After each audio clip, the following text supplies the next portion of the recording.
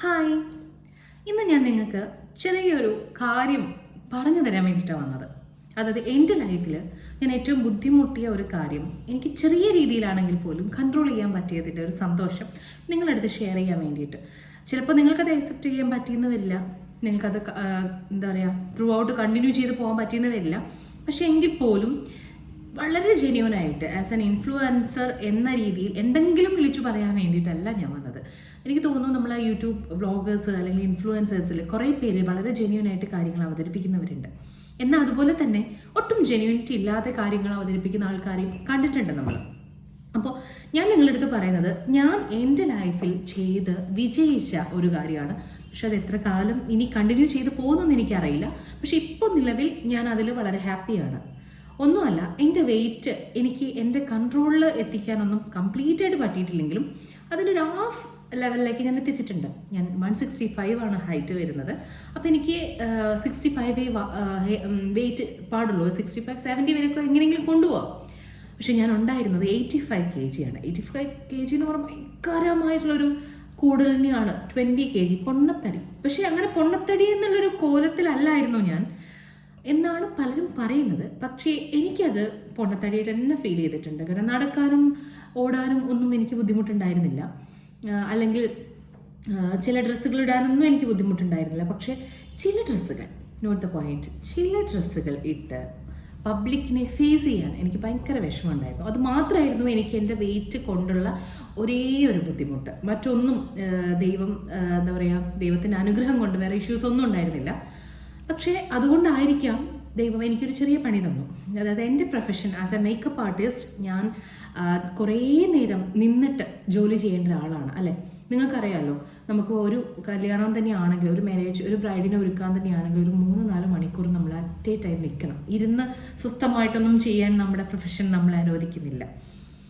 അതേ ദിവസം നമുക്ക് 2 വർക്ക് ഉണ്ടെങ്കിൽ അല്ലെങ്കിൽ 3 വർക്ക് ഉണ്ടാവുന്ന കേസൊക്കെ ഉണ്ടാവാം.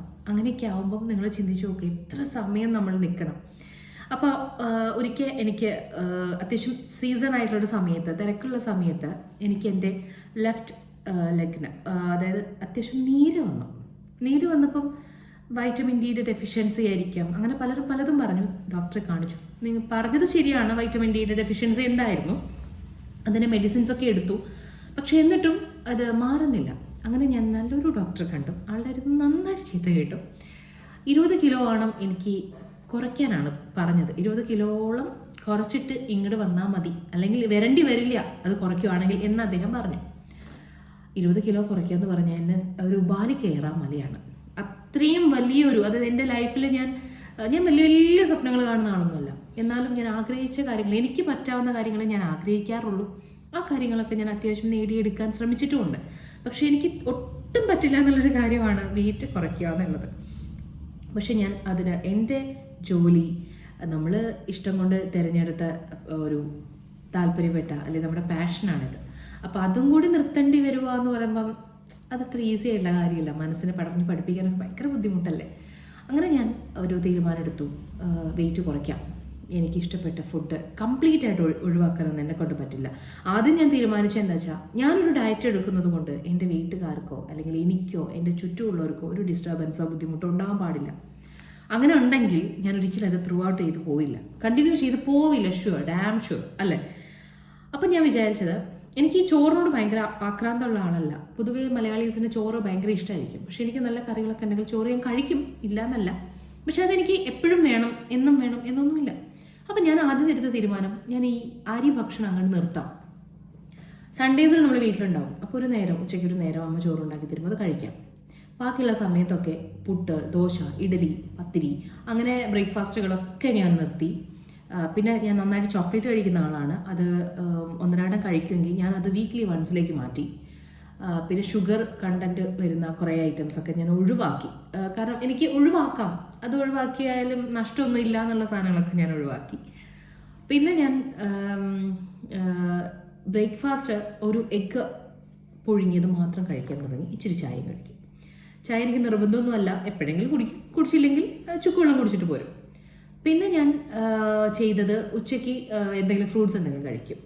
ഒരു പേരക്ക അല്ലെങ്കിൽ ഒരു റോബസ്റ്റ് പഴം, അങ്ങനെ എന്തെങ്കിലും കഴിക്കും. ഇനി ഒന്നും അല്ലെങ്കിൽ ഉച്ചയ്ക്ക് അമ്മ ഉണ്ടാക്കിയ ചോറുണ്ടാക്കിയ ഉപ്പേരി എന്തെങ്കിലും എടുത്തിട്ട് വരും ഷോപ്പിലേക്ക്. പൊതുവെ നമുക്ക് സമയമില്ലാത്ത പ്രശ്നം വരും, അതുകൊണ്ട് കഴിക്കാൻ നേരം കിട്ടാറില്ല. ഇനി കിട്ടിയാൽ ഇങ്ങനെ എന്തെങ്കിലും കഴിക്കും. പിന്നെ ഈവനിങ് എല്ലാവരും ചെയ്യുന്നതിന് നേരെ ഓപ്പോസിറ്റ് തന്നെയാണ്. നിങ്ങൾ കഴിക്കുമ്പോഴായിരിക്കും ഇവിടെ രാവിലെ കഴിക്കാതെ ഈവനിങ്ങിൽ എന്തിനാ കഴിക്കുന്നു. നോർമലി എൻ്റെ സ്വഭാവം വെച്ച് എനിക്ക് ഈവനിങ്ങിൽ വീട്ടിലിരുന്ന് എല്ലാവരും ടി വി ഒക്കെ കാണുമ്പോൾ ഇരുന്ന് എന്തെങ്കിലും കഴിക്കാനൊരു ഇഷ്ടമാണ്, സത്യം പറയാലോ. ആ ഒരു ഇഷ്ടം കൊണ്ടാണ് ഞാൻ ഈവനിങ്ങിൽ ഫുഡ് കഴിക്കാൻ ഒരു സമയം സെലക്ട് ചെയ്തത്. രാവിലെ ആകുമ്പോൾ നമുക്ക് അഡ്ജസ്റ്റ് ചെയ്യാം. ഉച്ചയ്ക്ക് സമയമില്ലാത്തതുകൊണ്ട് കഴിക്കാനുള്ള കാര്യമേ ഓർമ്മ ഉണ്ടാവില്ല. പക്ഷേ ഈവനിങ് എന്ന് പറയുമ്പോൾ നമുക്കൊന്ന് റിലാക്സ് ചെയ്യാനുള്ള സമയം. നമ്മുടെ വീട്ടുകാരുടെ കൂടെയും നമ്മുടെ വീട്ടിലും ഒക്കെ ആയിട്ട് ഇച്ചിരി ഫോണൊക്കെ നോക്കി അല്ലെങ്കിൽ ടി വി ഒക്കെ കണ്ടിരിക്കുമ്പോൾ എന്തെങ്കിലും കഴിക്കാം. അങ്ങനെയാണ് ഞാൻ ഈവനിങ് എന്നുള്ളൊരു സമയം ഞാൻ ചൂസ് ചെയ്തത്. അപ്പോൾ ഞാൻ എന്ത് ചെയ്യും, ഒന്നുകിൽ പുഴുക്കെന്തെങ്കിലും അമ്മ ഉണ്ടാക്കും. നോർമലി ഞാനതൊന്നും കഴിക്കാത്ത ആളായിരുന്നു, ഇപ്പം ഞാനതൊക്കെ കഴിക്കുന്നുണ്ട്. കാരണം എന്തെങ്കിലുമൊക്കെ ശരീരത്തിൽ എത്തണമല്ലോ. അല്ലെങ്കിൽ ചെറുപയർ പുഴുങ്ങിയതോ കടല പുഴുങ്ങിയതോ മമ്പയർ പുഴുങ്ങിയതോ, പിന്നെ ചപ്പാത്തിയും ഫിഷ് അല്ലെങ്കിൽ ചപ്പാത്തിയും ചിക്കൻ, അങ്ങനെ. പിന്നെ എപ്പോഴെങ്കിലും ഇഷ്ടം തോന്നിയാൽ ജങ്ക് ഫുഡ് കഴിക്കും കേട്ടോ. അതിൽ മയോണൈസിനെ അങ്ങ് എടുത്തൊഴിവാക്കും. പിന്നെ ഷവായി അൽഫാം ഒന്നും കഴിക്കുന്നതിന് പ്രശ്നമില്ലല്ലോ, കാരണം അതിൻ്റെ അകത്തുള്ള കൊളസ്ട്രോളും കൂടി ഉരുകിയിട്ടാണത് വരുന്നത്. അങ്ങനെയാണ് എൻ്റെ മെത്തേഡ്. വളരെ സിമ്പിളായിട്ട് വലിച്ച് നീട്ടാതെ ഒരു 10 മിനിറ്റ് വീഡിയോയുടെ ഉള്ളിലാക്കിയിട്ട് ഞാൻ ഈ രീതി നിങ്ങൾക്ക് പറഞ്ഞത്. നിങ്ങൾ ഓർക്കണം, ഇങ്ങനെയൊക്കെ കഴിക്കുകയാണെങ്കിൽ ഇടയ്ക്കൊക്കെ പാല് കുടിക്കാം, അങ്ങനെയൊക്കെ ചെയ്യാം. ഞാൻ പാല് കുടിക്കൽ പൊതുവെ കുറവാണ്, പാല് കിട്ടാനും കുറച്ച് ബുദ്ധിമുട്ടാണ് നമുക്ക്, അതുകൊണ്ടാണ്. പിന്നെ ചായ കുടിക്കുമ്പോൾ അതിനകത്ത് ഒഴിക്കുന്നുണ്ട്. പിന്നെ ഇഷ്ടപ്പെട്ട കാര്യങ്ങൾ ഞാൻ എപ്പോഴെങ്കിലും, ഞാൻ പറഞ്ഞില്ലേ, വീക്ക്ലി വൺസ് ഞാൻ എന്തെങ്കിലുമൊക്കെ കഴിക്കും. കാരണം നമുക്ക് ദൈവം ഒരു കാൽക്കുലേറ്ററിൽ ഒരു അടയാളപ്പെടുത്തിയിട്ട് നമ്മൾ ഇങ്ങോട്ട് വിട്ടിരിക്കുന്നത്. അപ്പോൾ ഈ ഭൂമിയിൽ ഇത്ര കാലം നമ്മൾ ഉണ്ടാവുള്ളൂ, നമ്മളെല്ലാവരും. അപ്പോൾ ആ ഒരു കാലം വരെ കൊതിയുള്ള സാധനങ്ങൾ കഴിക്കാതെ കടിച്ചു പിടിച്ച് ജീവിച്ചിട്ട് എന്ത് കാര്യം. ഇഷ്ടമുള്ള ഡ്രസ്സ് ഇടാം, ഇഷ്ടമുള്ള രീതിയിൽ സ്ഥലങ്ങളിൽ പോവാം. നമുക്ക് പറ്റാത്ത സ്ഥലങ്ങളിൽ പോകാൻ ഞാൻ ആഗ്രഹിക്കാറില്ല. എൻ്റെ ആഗ്രഹങ്ങൾ വളരെ ചെറിയ ആഗ്രഹങ്ങളാണ്. അവിടെയൊക്കെ പോവാം, ഒറ്റയ്ക്ക് യാത്ര ചെയ്യാം, ഇതൊക്കെ എനിക്കിഷ്ടമാണ്. ഇതൊക്കെ ഞാൻ ചെയ്യും. അതുപോലെ തന്നെ നല്ല ഫുഡ് കഴിക്കുക എന്നുള്ളതും എൻ്റെ ഇഷ്ടമാണ്. ഭയങ്കരമായിട്ടുള്ള ഹെവി യൂറോപ്യൻ കൺട്രീസിലുള്ള ഫുഡുകളോടൊന്നുമല്ല എനിക്കിഷ്ടം. നമുക്കിഷ്ടം കുറച്ച് മധുരം, അതായത് കുറച്ച് ഐസ്ക്രീം, അങ്ങനത്തെ കാര്യങ്ങളൊക്കെ. അതൊക്കെ ഞാൻ പറഞ്ഞില്ലേ, ഇടയ്ക്കിടയ്ക്കൊക്കെ അത് കഴിക്കും. ഒന്നും ഞാൻ ഒഴിവാക്കിയിട്ടില്ല. പക്ഷേ ഈ അരി സാധനങ്ങൾ ഒക്കെ ഒഴിവാക്കിയിട്ടുണ്ട്. പക്ഷെ മോക്കൊക്കെ അമ്മ കൊടുക്കുന്ന സമയത്ത് കൊതി വരുമ്പോൾ ഒരു ദോശയ്ക്ക് ഞാൻ കട്ട് തിന്നാറുണ്ട്. അത് എൻ്റെ മനസ്സ്, ഞാൻ പറഞ്ഞില്ലേ, നമുക്ക് ഈ വിശപ്പ് എന്ന് പറഞ്ഞ സാധനം അത് കംപ്ലീറ്റ് ആയിട്ട് പോയിട്ടില്ല. ആ വിശപ്പ് വരുമ്പോൾ എന്തെങ്കിലുമൊക്കെ പെറുക്കി തിന്നുന്നതിൻ്റെ സ്വഭാവമുണ്ട്. എന്നിട്ട് ഓടി വന്ന് ഇവിടെ നിന്ന് വെയിങ് മെഷീനിൽ കയറി നോക്കും ഞാൻ, വെയിറ്റ് കൂടിയോ. അതൊരു എന്താ പറയുക, ഒരു ടെൻഡൻസിയാണ്. കൂടിയാൽ ഭയങ്കര സങ്കടമായിരിക്കും, കുറഞ്ഞാൽ ഭയങ്കര ഹാപ്പി ആയിരിക്കും. ആ കുറഞ്ഞതിനനുസരിച്ച് എന്തെങ്കിലും വെട്ടി വിഴുങ്ങുകയും ചെയ്യും. അപ്പോൾ നിങ്ങളാരും ഞാൻ ചെയ്യുമ്പോൾ ചെയ്യണ്ട, വെട്ടി വിഴുങ്ങണ്ട, കൺട്രോൾ ചെയ്ത് പോവുക. പക്ഷെ ഞാൻ ഈ ചെയ്ത മെത്തേഡ് നല്ലൊരു ഡയറ്റീഷ്യൻസ് ഇത് കേട്ടാൽ ചിലപ്പോൾ ഈ വീഡിയോ കേട്ട് എൻ്റെ വീട്ടിൽ വന്ന് തന്നെ തല്ലാൻ മതി. കാരണം അത്രയും എത്തിക്കലായിട്ടുള്ള ഒരു എത്തിക്സും ഇല്ലാത്ത ഒരു ഡയറ്റാണ്. പക്ഷേ എനിക്കത് കണ്ടിന്യൂ ചെയ്ത് പോകാൻ പറ്റുന്നുള്ളത് കൊണ്ട് ഞാനത് ചെയ്യുന്നു. നിങ്ങൾ അത് ചെയ്യണമെന്നൊന്നും ഞാൻ പറയില്ല. അപ്പം എൻ്റെ അടുത്ത് കുറേ പേര് ചോദിച്ചിരുന്നു ഇങ്ങനെ വെയിറ്റ് കുറച്ചൊന്ന്. പണ്ടൊക്കെ ഞാൻ ഒരു ന്യൂട്രീഷണൽ ഡയറ്റൊക്കെ ചെയ്തിട്ടുണ്ടായിരുന്നു. അതിൻ്റേതായ നല്ല സൈഡ് എഫക്ട്സ് എനിക്കുണ്ടായിരുന്നു. ഞാൻ വല്ലാണ്ട് ബുദ്ധിമുട്ടിയിട്ടുണ്ടായിരുന്നു. തലവേദന വരും, തല ചുറ്റും നമുക്ക് പ്രഷർ കുറയും, അങ്ങനെ കുറേ ഇഷ്യൂസ് ഉണ്ടായിരുന്നു. പക്ഷേ ഇപ്പോൾ ദൈവാധീനത്തിന് ഇതുവരെ ഞാൻ ഞാൻ പറയില്ല എത്തിക്സ് ഇല്ലാത്ത ഡയറ്റാണെന്നൊക്കെ ഞാൻ തന്നെ പറഞ്ഞില്ലേ. പക്ഷേ എന്നിരുന്നാൽ പോലും എനിക്ക് ഒരു പ്രോബ്ലം ഇതുവരെ ഉണ്ടായിട്ടില്ല. നല്ല രീതിയിൽ തന്നെ പോയിക്കൊണ്ടിരിക്കുന്നുണ്ട്. ഇനി എന്തെങ്കിലും പണി കിട്ടുമെന്ന് എനിക്കറിയില്ല. കാരണം നമ്മൾ ഈ വെജിറ്റബിൾസും അതുപോലെ ഫ്രൂട്ട്സൊക്കെ നമ്മൾ കഴിക്കണം. അതൊന്നും ഒഴിവാക്കരുത്. ഉപ്പേരിയായിട്ടോ എപ്പോഴെങ്കിലുമൊക്കെ കഴിക്കണം. കാരണം എല്ലാം നമ്മുടെ ശരീരത്തിൽ, പിന്നെ നട്ട്സ് കാര്യങ്ങളൊക്കെ. പക്ഷേ എനിക്കിതിനൊന്നും നേരമില്ല. ഇപ്പം നട്ട്സ് ഫോർ എക്സാമ്പിൾ ബദാമാണെങ്കിൽ ഞാൻ അത് ചോറുമായി തിന്നുമ്പോൾ തിന്നും. അപ്പോൾ എൻ്റെ മുന്നിൽ അങ്ങനെ അധികം സാധനങ്ങൾ വെച്ച് കഴിഞ്ഞാൽ വല്ലതും കഴിക്കും ഞാൻ. അപ്പോൾ അതുകൊണ്ട് തന്നെ ഞാൻ അതിനെയൊക്കെ ഒന്ന് അവോയ്ഡ് ചെയ്ത് വെച്ചിരിക്കുകയാണ്. നമ്മളിപ്പോൾ വല്ലപ്പോഴും നട്ട്സ് എന്ന് പറയുമ്പോൾ പാവപ്പെട്ടവരുടെ നട്ട്സ് ആണല്ലോ, പീനട്ട്, അത് കഴിക്കും ഞാൻ. അതാകുമ്പം ഒരു പരിധിവരെ കഴിച്ചു കഴിഞ്ഞാൽ നമുക്ക് ഈ യൂറിക് ആസിഡിൻ്റെ ഇഷ്യൂ വരും. അതുകൊണ്ട് യൂറിക് ആസിഡ് ഇതുവരെ എനിക്കില്ല. അത് വരുന്ന പേടിയുള്ളത് കൊണ്ട് വന്നാലോ എന്ന് വിചാരിച്ചിട്ട് അത് ഇപ്പോൾ ഒന്ന് മാറ്റി വെച്ചിട്ടുണ്ട്. അപ്പോൾ നിങ്ങളെല്ലാവരും എൻ്റെ വീഡിയോ കണ്ടിട്ട് നിങ്ങൾക്ക് ഇഷ്ടപ്പെട്ടാൽ മാത്രം ലൈക്ക് ചെയ്യുക. വെറുതെ എനിക്കൊരു പ്രചോദനം ഉണ്ടാക്കരുത്. എന്തെങ്കിലും പൊട്ടത്തരം പറഞ്ഞിട്ട് ലൈക്ക് ചെയ്താലും ഞാൻ വീണ്ടും വീണ്ടും വീഡിയോസ് ഇടും. കുറച്ച് കാലമായിട്ട് വീഡിയോസൊന്നും വേണ്ടെന്ന് വെച്ചിരിക്കുകയായിരുന്നു. കാരണം വേറൊന്നും കൊണ്ടല്ല, ഒന്നാമത്തേത് സമയം കിട്ടുന്നില്ല.